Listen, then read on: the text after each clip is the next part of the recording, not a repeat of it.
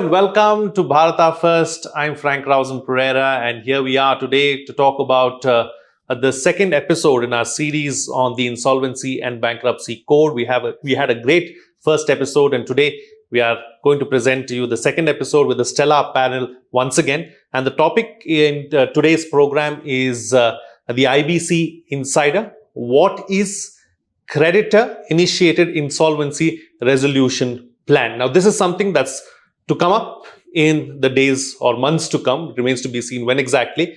And what kind of an impact is it going to have on the ecosystem? How is it going to pan out? And how should we be prepared for it? That's what we are going to discuss on the program today. And let me introduce the guests on the panel. Our guest of honor today is Gopal Krishna Agarwal, who is a CA and also the national spokesperson of the BJP and an economist as well, who's been on a part of several boards of several companies and who has done extremely well really as far as economic matters are concerned. Gopalji, namaskar. Welcome. Namaskar. Nice to have you here on the program. Also with us is CA Anil Goel, who's the founder of AAA Insolvency. Namaste, welcome. Thank you, Frank, for having me here. And we also have Sanjeev Ahuja, who is an advocate and also president of Missing Bridge, which is a company that looks into matters revolving insolvency. They mediate and also try to help out people. Thank you, all of you, for being here. And Gopalji, let me start the program with you first. Before we get into CIIRP, let's understand the evolution of IBC and how we have reached where we are today. It's my pleasure to be on this show on IBC. It's a very important reform that our government under Prime Minister Modi ji brought it. In 2016, two major big ticket economic reforms were brought about. One was GST and the second was IBC. It was the hallmark of economic reforms that we brought about.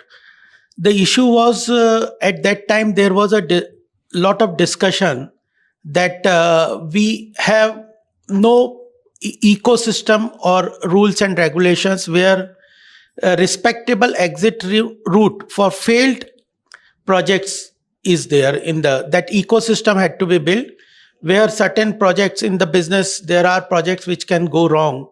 So in those projects, how they can have a respectable exit for that. And it was brought with this intention.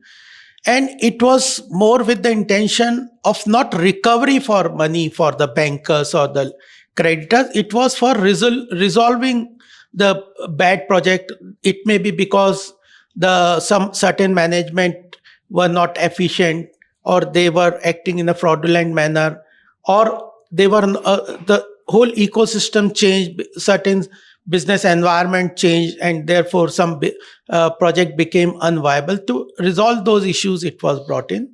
And over from 2016, lot of water has flown under the bridge, and it has been a hallmark of reform. But at this stage, there are certain bottlenecks which have been now seen as a challenge in the IBC, and bottlenecks, stagnations, certain issues have cropped up, and so therefore this amendment was brought, which you are talking about, some of the provisions of this amendment which was brought about in 2025 August 2020, and they are much needed. Various sectors have specific issues regarding their resolution, whether it is certain home buyers or other construction industry, other power industry. Different sectors have certain specific issues.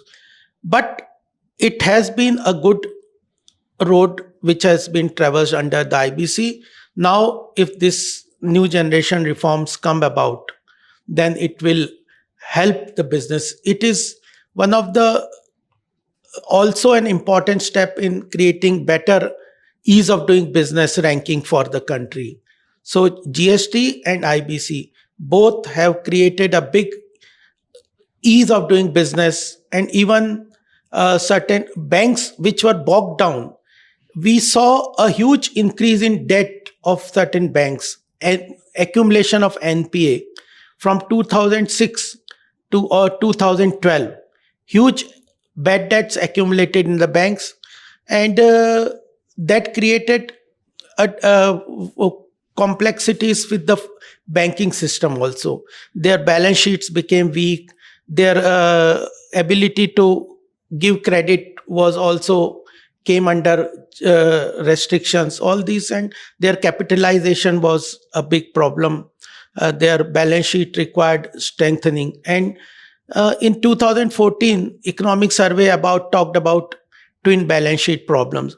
To resolve the problem of the banking system, strengthening their balance sheet, increasing their capacity to give credit, reduce their NPL levels, help into recovery. Those were issues at that time. And even at the corporate level, because of excessive lending to some of the corporate, they had an over leveraged balance sheet. So that also was to be resolved.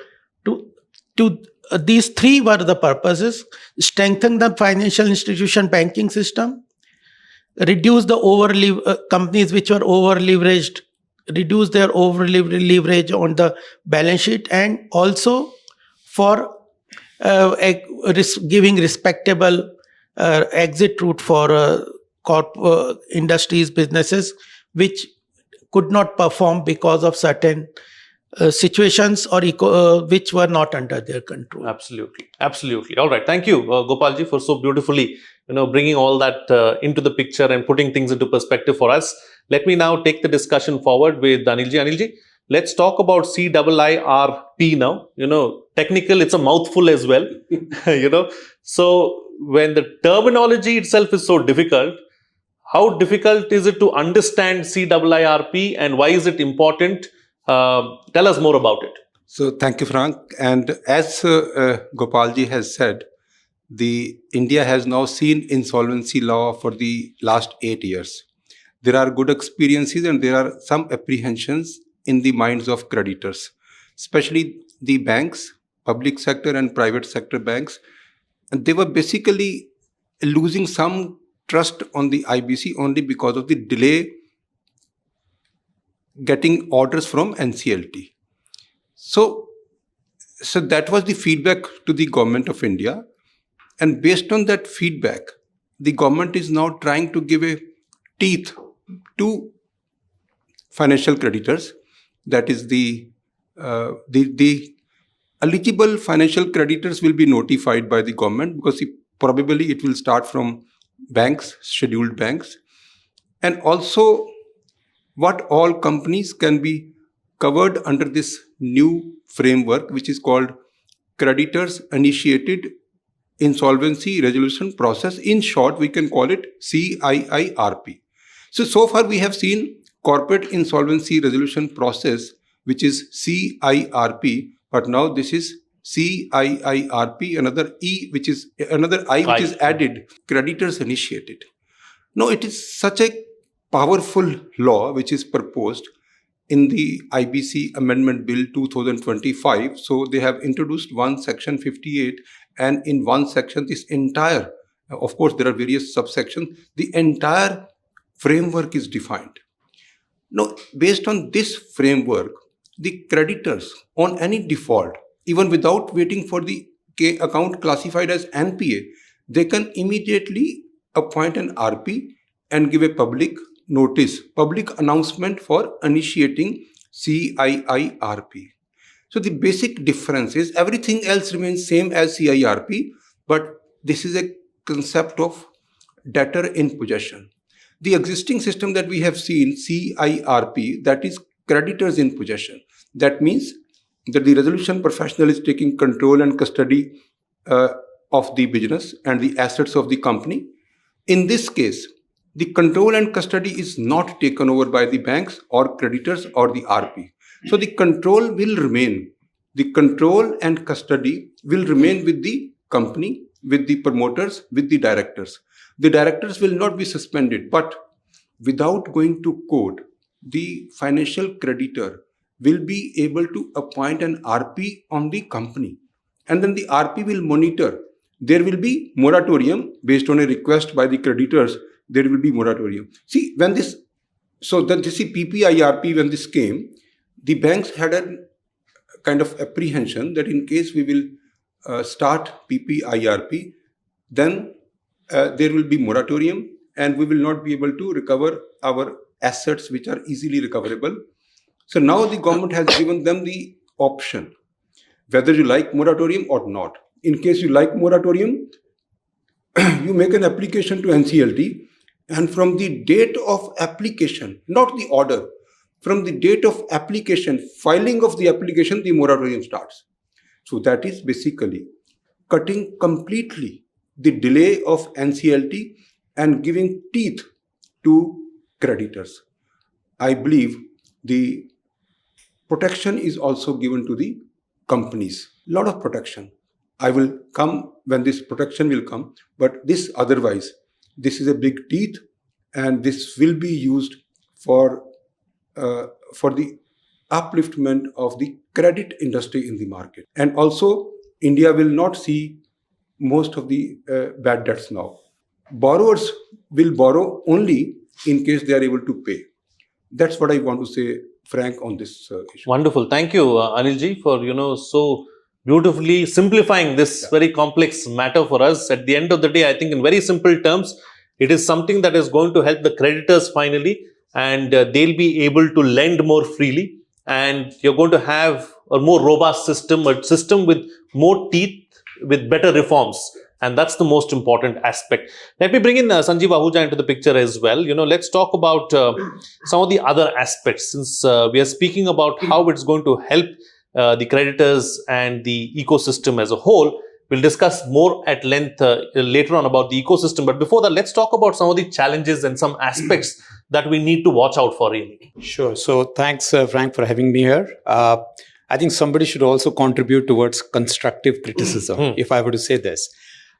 Picking up from what Gopalji said, IBC sure shot has been a game changer. IBC and GST both were, they came almost at the same time. GST is evolving and so is IBC, but IBC surely has been a game changer. We have seen the relationship of creditor and the borrower undergoing a massive change, right? So that was one. We moved from debtors in possession earlier, which was the BIFAS scheme, the earlier regime. We moved to creditors in control. Somewhere, I think, over the period, government and everyone realized that probably, one size doesn't fit all. So there was a, I won't say U-turn, but flexibility, which had to be incorporated. So kind of moving back toward debtors in possession through PPIRP, which was what Anilji also kind of referred to. Now, this was a pre-pack, essentially kept for MSMEs. So this was also a glimpse of the debtors in possession, which now comes as CIIRP. You are right, it's a mouthful. For a layman, on the street, it'll be like, CIIRP and the PPIRP and all those things are going to be a tongue twister. But yes, we definitely also should look at, the complicated side of it, which can make it a bit messy. Let's understand, have we done enough analysis on PPIRP? Why it didn't succeed the way it was supposed to be? Somewhere I feel the 3 I's is where we are struggling: intent, interpretation, and implementation. Now, intent surely has to be good. A legislator, whenever they're sitting together, putting their heads together, they have to bring out policies which have to withstand the, atrocities of time and then consistency. I think the problem starts when we struggle with inconsistent interpretation. And a quick suggestion at times is have we taken the independence of judiciary and the legislature and the executive a bit too far? Can't we sit together and at least thrash out the interpretation issues, right? Why it should be that different people interpret a typical law, which is a static law, which is a document, differently. Suiting the context may not be a great idea. Third thing where we've been struggling is the implementation. Now, what can be those reasons? One is capacity. We've all been talking about the capacity. I feel somewhere, to an extent, capabilities and a cohesive effort where all the parties, all the stakeholders need to be together to try and ensure that it gets implemented once and for all. Because what was expected of IBC were 2 important things: certainty and clarity. So it has to be clear, it has to be final. If we go back and forth, on one side, there's a school of thought where we say the regulator, the policymaker is agile. They have their ears on the ground. So in case there's a change required, they're very quick. Lovely, great. But the other school of thought is, are we not geared enough to preempt what can, what's in store, how it will be gamed, how it will be misused at times. So in between, I think we need to find the right balance. With respect to specific CIIRP, small challenges, which I'll just quickly share and probably, we can take it later. So the financial creditors with 51% can actually initiate. But the CD, the borrower, has an option to approach adjudicating authority with objections. That's the door for litigation, principles of natural justice. Then the prerogative of appointment of the IRP was always with NCLT. Here we are saying financial creditors can appoint. It's 150 days timelines instead of 180. We have already struggled with 180. Are we going to reduce, or we should give a bit more leeway? There is no default moratorium, which is something very significant we need to. And time and again we have read in the bill that in case of a delay, adjudicating authority should record the reasons of delay. And this at a time when we've been struggling between the tug of war, whether the timelines are directory or mandatory for whom. So I think these few points, again, as we say, devil lies in detail. We'll have to wait, for the regulations and the rules to come up. But these are points where, by the time it's being discussed, we should definitely have a peep a bit deeper to understand, are we doing everything right? Or it's going to be a new wine in an old bottle or an old wine in a new bottle. We'll have to figure that out. Absolutely. Absolutely. I think time will exactly tell us where we go and how we proceed and what is likely to happen. Two I's in creditor-initiated insolvency resolution process. Two I's that I would like to take forward with you that we've raised just now, Gopalji. One is interpretation and implementation. That has been a challenge all throughout. You take any process, you take any law, any policy or anything like that, it is great on paper, but somewhere, there are some people who interpret it differently. That becomes a challenge as far as the system is concerned. And implementation also many a times is a challenge. How do you see that with respect to the IBC, the bill, and how do we go forward trying to bring all this together to have a robust piece of, legislation? We started with CIIRP. Then we extended our discussion to CIIRP, and Sanjeev ji added a third III on it. So on the basis of first intent, I think everybody is very clear that the intent was very good. It was positive for economic reform, mega reforms, and it was for resolution, not only for recovery of money. The challenge came with interpretation and implementation. Implementation level, government is already looking into various methods.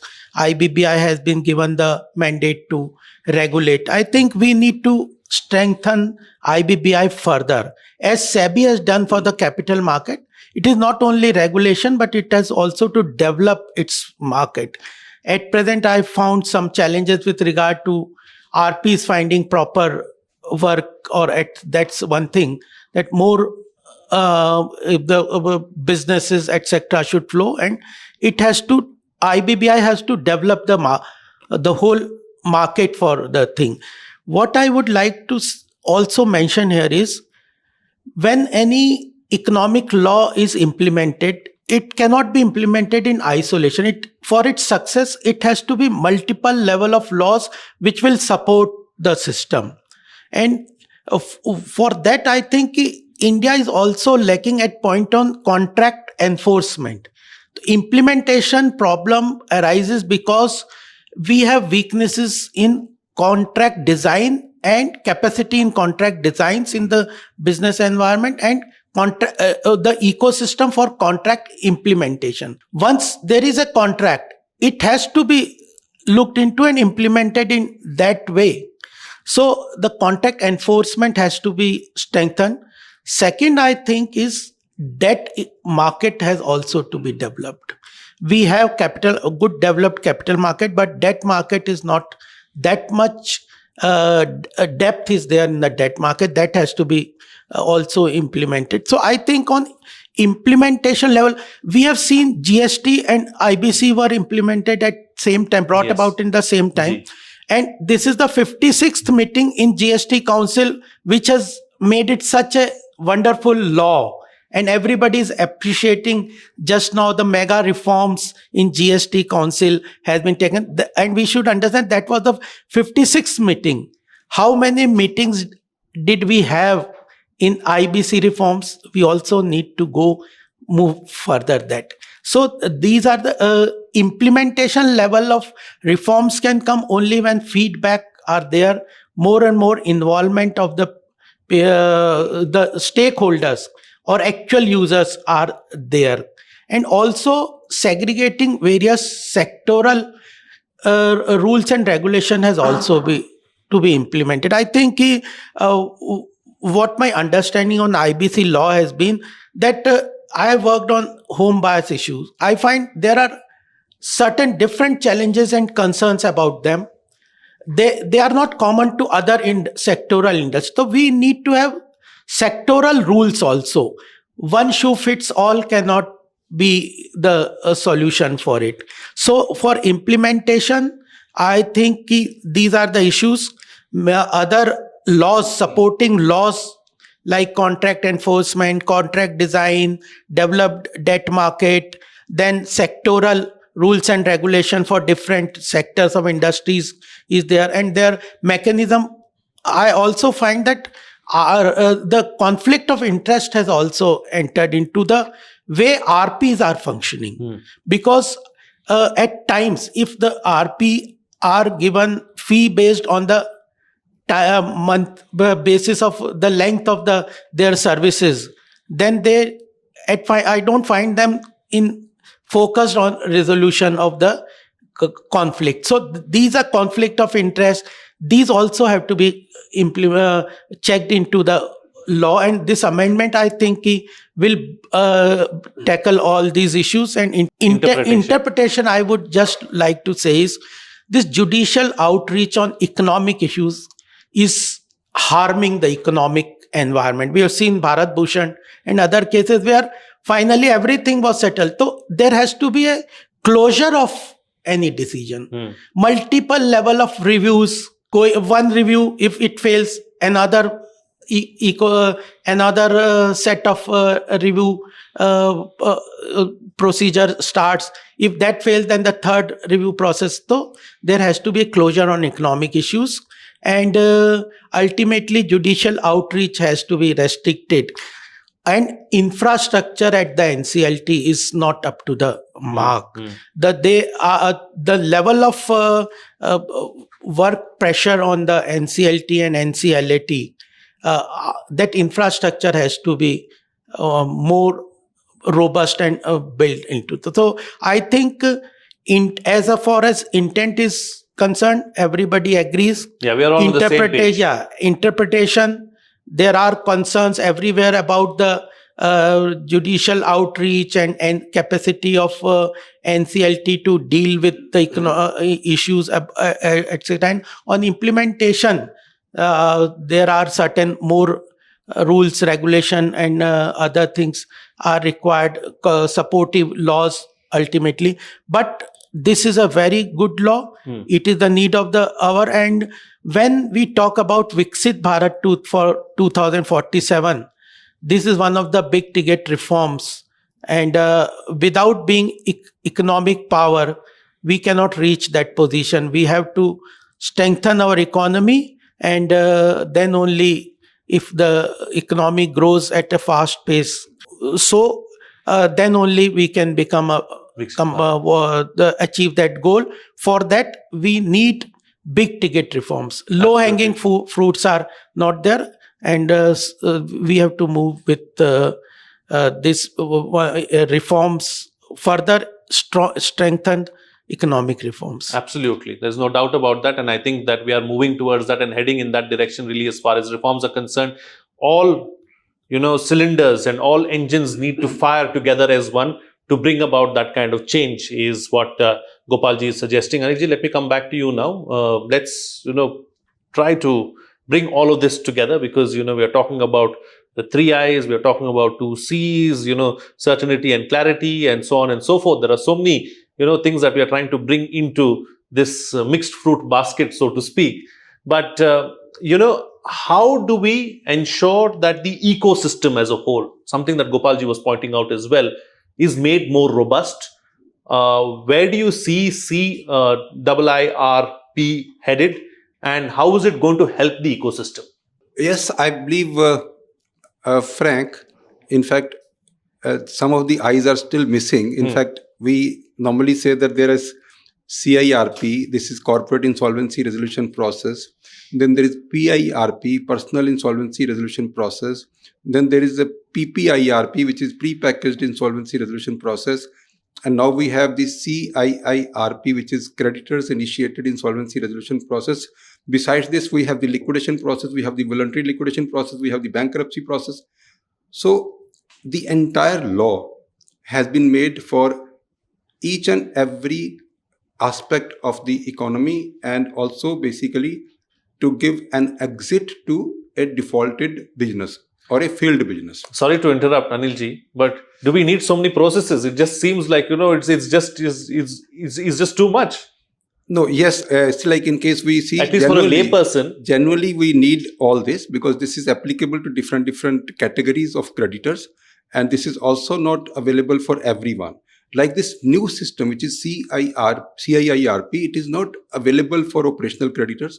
It is only and only meant for the financial creditors, where the main economy, where banking, main economy, industrialization actually depends upon the financial creditors who give loan for setting up infrastructure, setting up factories, manufacturing, or even carrying businesses. So this particular CIIRP is only and only meant for the financial creditors, and that too financial institutions. What kind of financial institutions? That will be notified by central government. Interpretation and implementation, I think this is what is going on, and Gopalji has also said that, and Sanjeev has also said that. I have seen SARFAESI law since 2002, and I have seen different challenges and again interpretation or implementation. But see, based on all this feedback, in 2016 there was an amendment in SARFAESI law, and presently I would say that the SARFAESI law has become more robust, faster and cleaner as compared to what IBC was before this amendment bill. Now when this amendment bill has now come, let us understand what is the intent of the government here.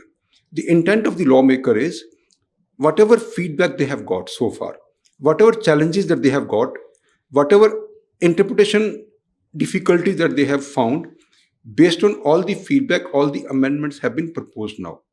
Most of the amendments are for clarification, by way of an explanation, by way of an illustration. That means that when this original law was made in 2016, at that time also the intent of the lawmaker was this only. So therefore, whenever this amendment bill would be passed by Parliament, it would be applicable to all the existing cases and all the existing litigation will be over. Implementation, the present chairman and the other officials of IBBI, they are taking feedback every day. I would say, Frank, that yesterday only I attended 2 feedback meetings where I was invited by IBBI to give feedback on various challenges, various difficulties. This is what they take from everyone, not only from the insolvency professionals. They take it from bankers, they take it from lawyers, they take it from everyone. And based on all this feedback, then they propose to government regarding the amendments. In this amendment bill, this power has been further augmented. IBBI would be more empowered to make regulations. Gopalji has said that in this 56 meetings have happened in the GST Council. That means 56 amendments have taken place. However, when this code, IBC code, in fact was just like SEBI. SEBI can make regulations, IBBI can also make regulations. I think the IBBI has made more than 75 regulations so far. So what is that regulation? The empowered to make regulation is the immediate corrective actions based on the difficulties, challenges and feedback. That is what is the regulations as in the SEBI or as in the GST Council. So there is nothing, there is not required. See, although this amendment bill was little delayed, it was in fact required it was required for this implementation much before. But yes, whatever has happened, it is kind of exhaustive. So all these challenges have now gathered together, and it is you can find it in the bill. Coming back to CIIRP, Frank, there is another protection which is built in for the debtor, for the industrialist, for the borrower. First of all, at least more than 50% of the lenders, they have to decide that they would like to initiate CIIRP for this company. 50% plus, they have to decide. Then they will give a 30 days opportunity to the company to correct the default or give a proposal. So whenever proposal is given, and that proposal has to be attended. In case that proposal is not attended by the creditors, this 30 days again will start. So there is a complete protection, although the teeth is there, but full protection is given to the industry also, to the borrowers also. Then if there is a misuse, like Sanjeev said, that we have seen debtor in possession regime during VIFR. This is also debtor in possession. The board of directors will run the company. Board of directors is responsible for keeping the company as a going concern. Board of directors is responsible for making all the expenditure. There are provisions that in case board of directors is not behaving as per law, then immediately this CIIRP can be converted into CIRP. That means conversion to CIRP means that the control, custody, keeping the company as a going concern, bank account, everything goes immediately to RP in the supervision of committee of creditors. So these are various protection both ways. But the main important part of this legislation is that it is not depending upon any tribunal or any court. Like SARFAESI, the banks can go and take over the security, take over the asset and sell it.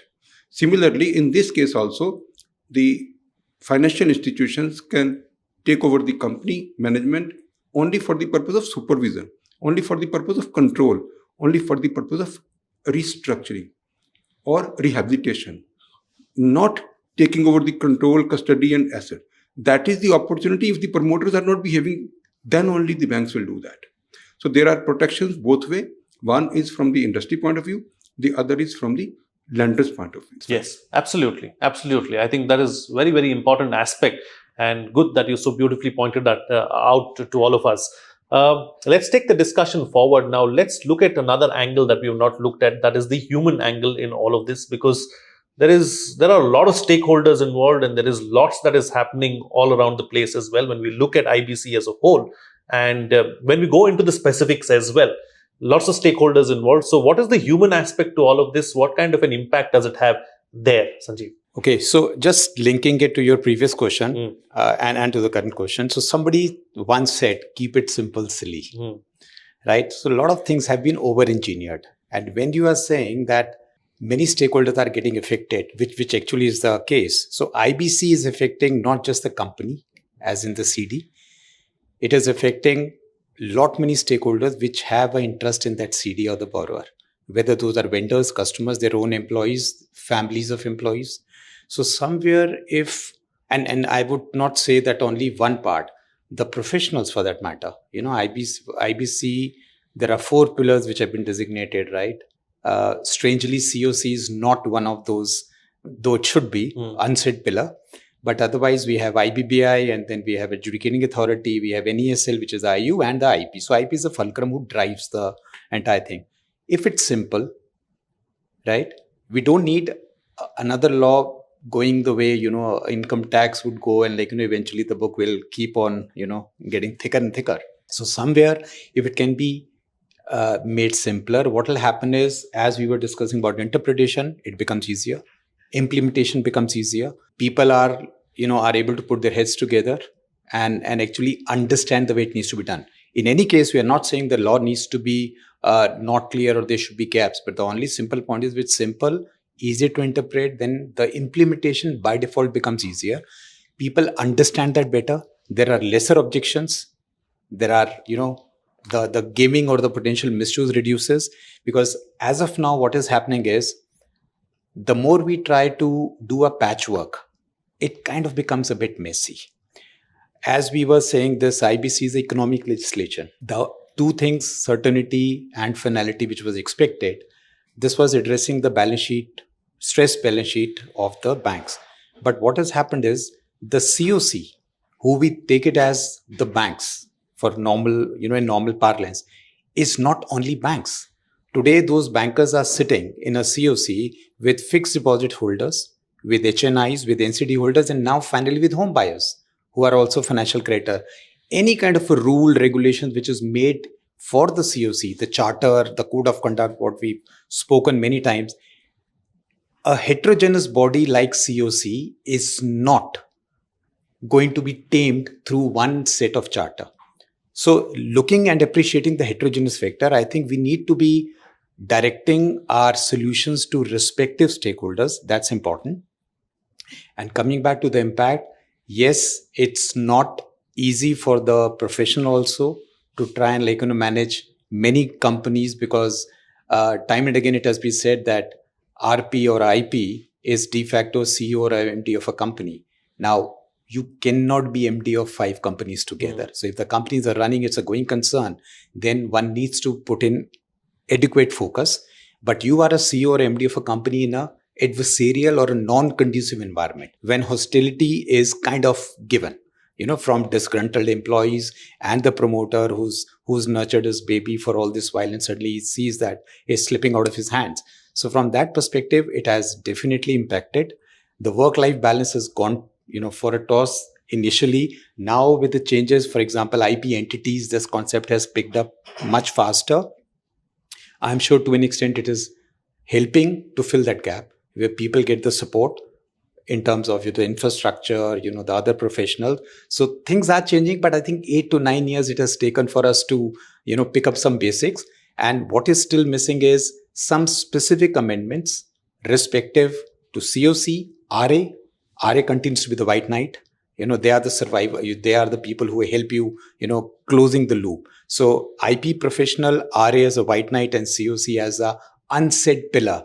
I think all these 3 people need to be further factored in terms of the amendments. So that probably should help. I'm sure that is something that is on the cards, and it will happen in the days to come, because it's a work in progress.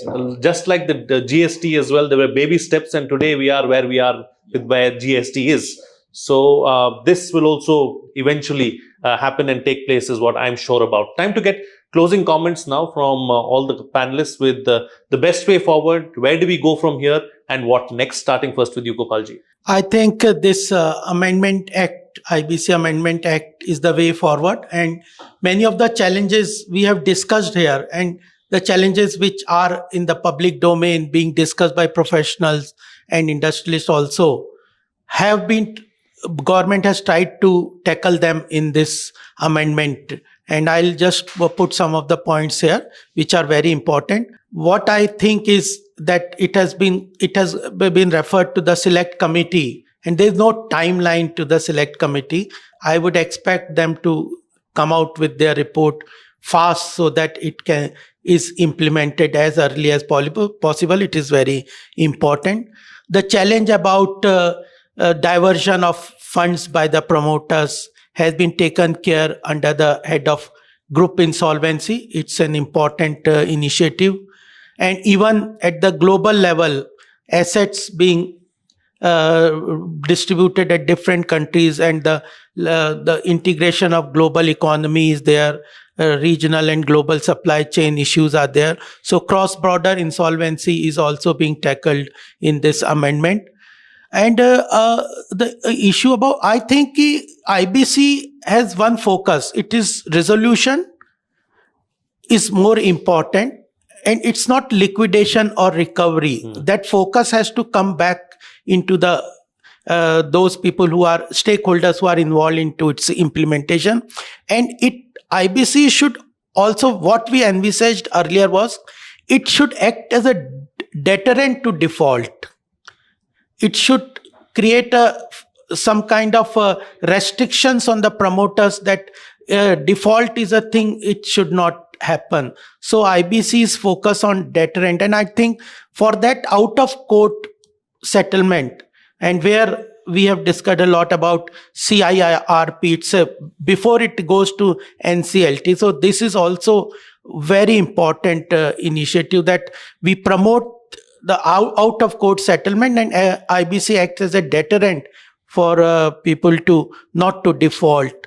There are amendment into CIIRP process, and earlier also we have seen about MSME promoters not being allowed to participate. Somewhere they were allowed in MSME issues, and NCLT, what was required about people, judicial outreach or activism. So mandatory admission, which was hindering that admission of some of the cases, has also been taken. So I think group insolvency, cross-border insolvency, and CIIRP process facilitating out of court settlement, mandatory admissions. There was a call about COC being empowered, creditors being more empowered. So over restricting the role of RP, controlling the role of RPs and actions at times. So for avoidance, transaction provision is there. So this amendment,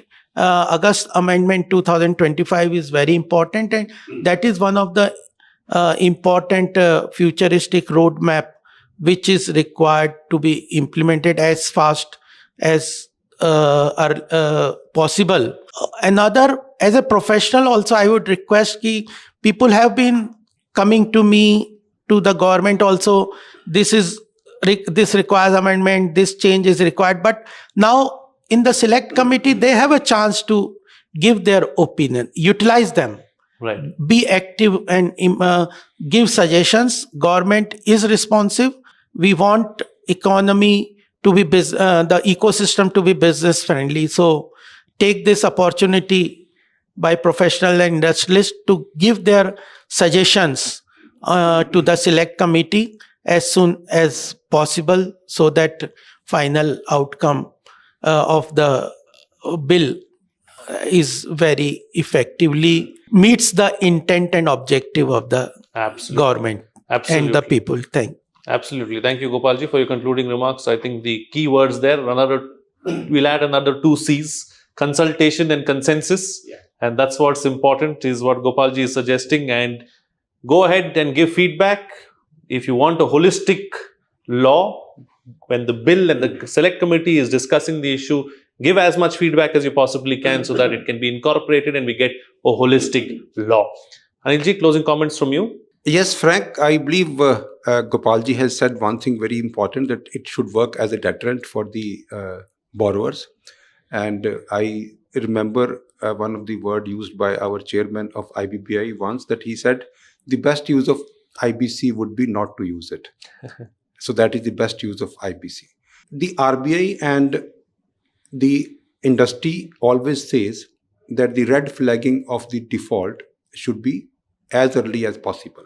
Now, in this case, so far, the banks were not really ready to do red flagging because there was no immediate solution available. Now, in case there is any kind of apprehensions of default, on the very first default, the banks will immediately red flag it. Once they red flag it, immediately the borrower will become alert. He would try to bring investment, or he will try to bring partners. In this process of CIIRP, there is going to be a very kind of increase in the M&A activities in India. Business is good, but there is some fund flow problem, and investors are not coming, because today, in case the investor comes, he is not sure whether CIIRP will start in 1 year or 2 years.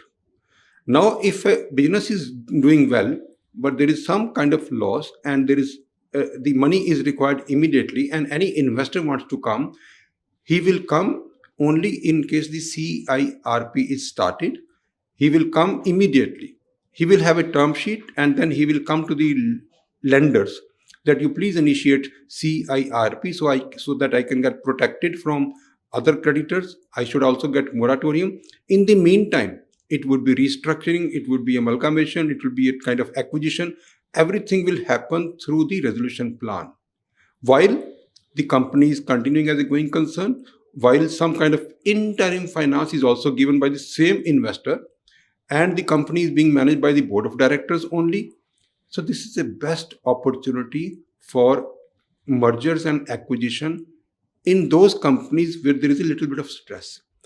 Early flagging and early resolution. This is what will be the outcome of the CIIRP. Now, I think the closing comment I can say that although the workload on NCLT is it would be reduced after this amendment bill is passed. But still, if the capacity, I have seen NCLT members working, they work a lot, but the volume of work is very high. So therefore, there is a delay.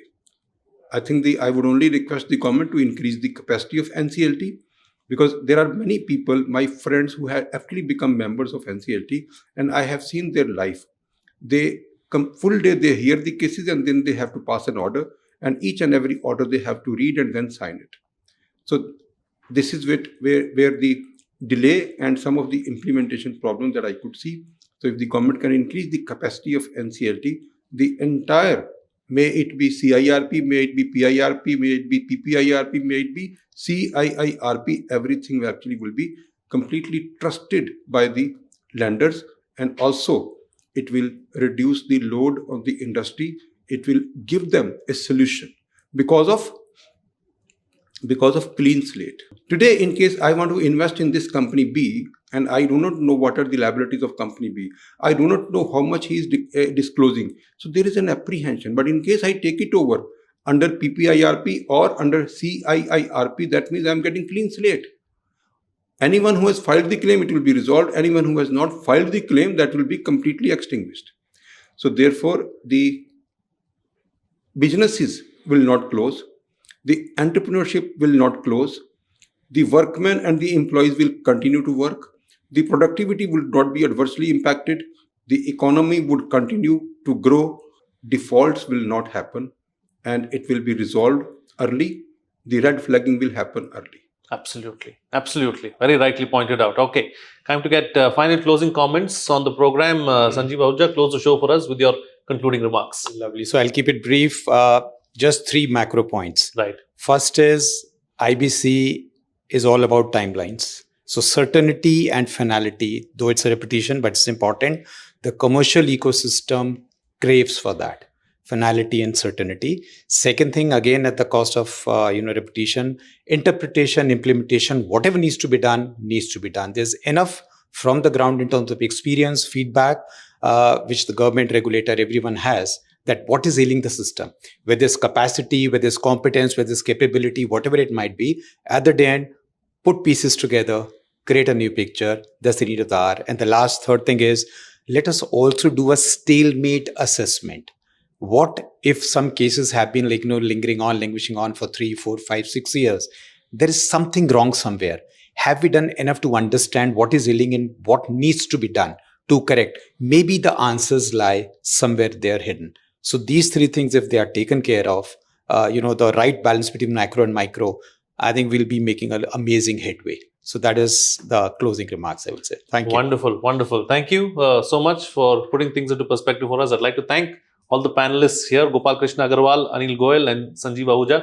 Thank you so much, gentlemen, for being here, sharing those lovely inputs really on a very crucial and a technical subject as well. And thank you for so beautifully simplifying it for all of us.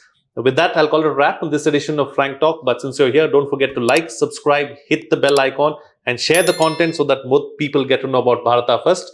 Until next time, this is Frank Rausan Pereira signing off.